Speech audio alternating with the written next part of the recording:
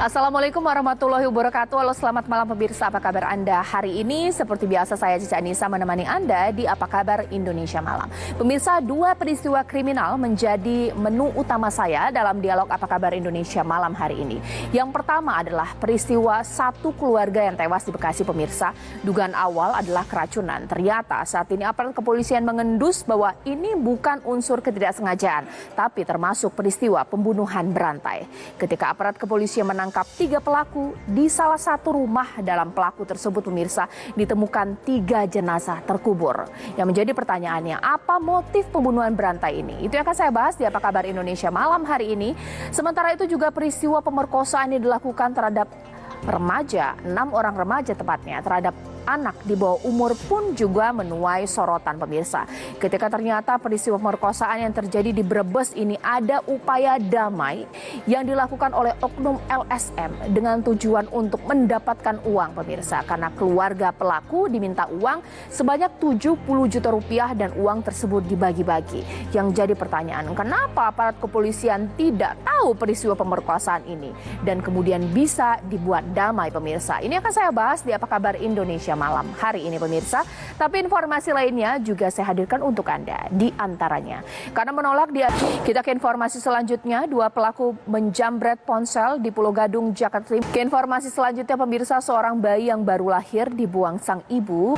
Ke informasi selanjutnya pemirsa, aparat kepolisian Polda Metro Jaya melakukan pembongkaran diduga lokasi Ya, untuk memperbarui informasi ini saya akan berbincang langsung dengan Kairon Chah yang sudah siap mengabarkan langsung dari lokasi. Eron, atas informasinya. Sekarang saya akan berbincang dengan Kabid Humas Polda Metro Jaya Kombes Pol Truno Yudo. Dan pemirsa, sesaat lagi sejumlah informasi lainnya akan saya hadirkan untuk Anda mengenai peristiwa kecelakaan di Purwakarta. Usai jeda.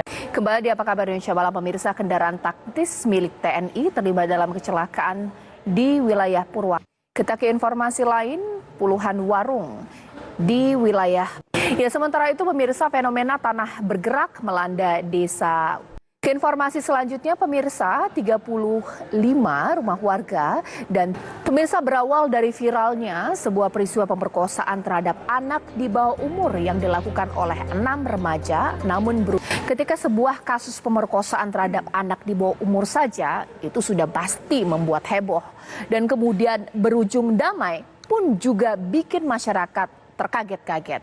Ditambah lagi ada oknum LSM yang memanfaatkan hal ini untuk meraup keuntungan. Karena uang damai ini 70 juta rupiah dan ia mendapatkan keuntungan sebagian dalam uang tersebut pemirsa. Fenomena ini memang begitu menyita perhatian publik. Itu yang akan saya bahas di Apa Kabar Indonesia Malam hari ini.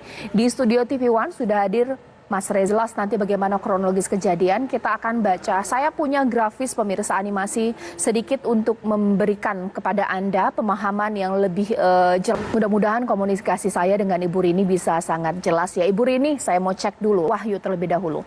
Pak Wahyu, memang bukan kapasitas kita ya untuk memanfaatkan.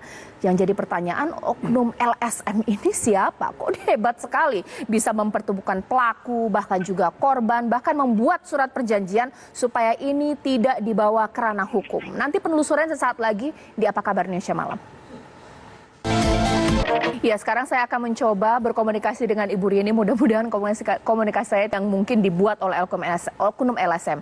Bikin surat perjanjian, tidak boleh melapor ke ranah hukum. Padahal kita mempertanyakan ini surat ini sebenarnya bisa akan menjadi bukti yang mengatakan bahwa nggak bisa. Tetap kita bisa melapor karena ada keraguan-keraguan untuk melapor dari keluarga korban ya. Sesaat lagi di Apa Kabar Indonesia Malam. Semakin serius kejahatannya, maka tidak bisa menggunakan pendekatan. Sebenarnya kalau menurut analisis Mas Reza, sebenarnya ada upaya intimidasi tidak sih sampai pada akhirnya ini korban, ya sudahlah, ini damai saja. Apalagi ya Pak Wahyu bahkan juga Ibu Rini mengingat akhir-akhir ini kasus pemerkosaan, pencabulan, pelecehan marak terjadi. Seberapa serius institusi hukum kita menanggapi kasus ini? Ataukah jangan-jangan, kalau suka sama suka, gak usah diproses lah, upaya damai saja. Sesaat lagi di Apa Kabar Indonesia Malam.